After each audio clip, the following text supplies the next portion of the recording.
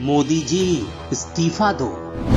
इस्तीफा तो आपको देना ही पड़ेगा मोदी जी, क्योंकि आपने सिर्फ 23 दिन में ही ऑक्सीजन की डिलीवरी 4800 मीट्रिक टन से सीधे 8900 मीट्रिक टन कर दी, यानी दोगुनी।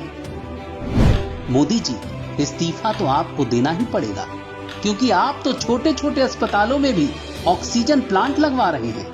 पहले पीएम केयर्स फंड से आपने 162 पीएसए प्लांट लगाने के लिए 201 करोड़ का फंड दिया, और फिर पीएम केयर्स फंड से ही 551 दूसरे प्लांट और डीआरडीओ के जरिए 500 पीएसए प्लांट लगाने का इंतजाम कर दिया है।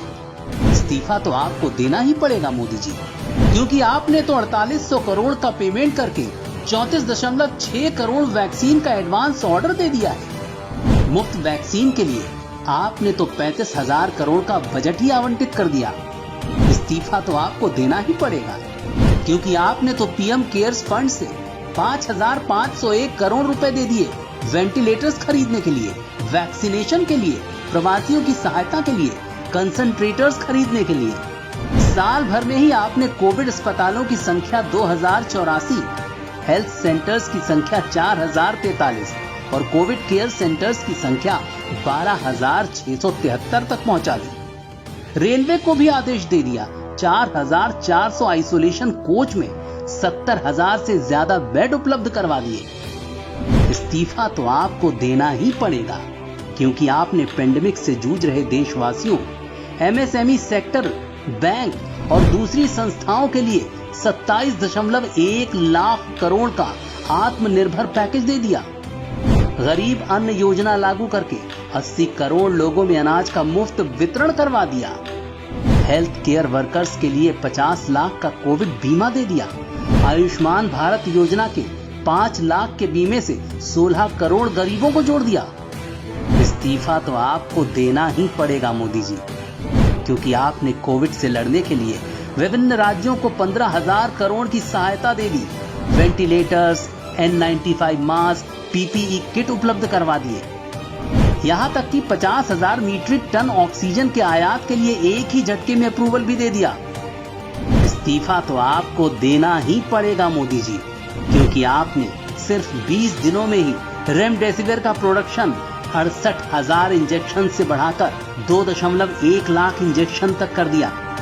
इस्तीफा तो आपको देना ही पड़ेगा, क्योंकि वो आजादी से 2014 तक 189 सरकारी मेडिकल कॉलेज ही बनवा पाए, और आपने 7 सालों में ही ये संख्या बढ़ाकर 279 कर दी और 100 से ज्यादा सरकारी मेडिकल कॉलेज बनाने का अप्रूवल दे चुके हैं। 2014 से अब तक 15 नए एम्स बनवाने के लिए 18,857 करोड़ का बजट आवंटित कर चुके हैं।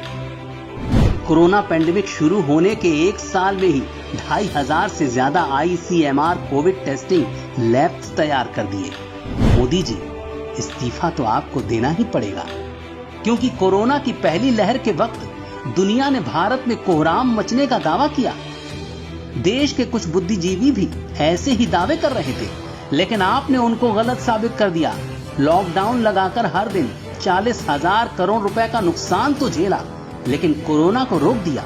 इतना ही नहीं, आपने तो डॉक्टर्स, नर्स, फ्रंटलाइन वर्कर्स और सुरक्षा कर्मियों के लिए ताली थाली बजवा दी, दिए जलवा दिए। इसलिए इस्तीफा तो आपको देना ही होगा, क्योंकि वो तो 2014 से ही आपके पीछे पड़े हैं, और सिर्फ आपके पीछे।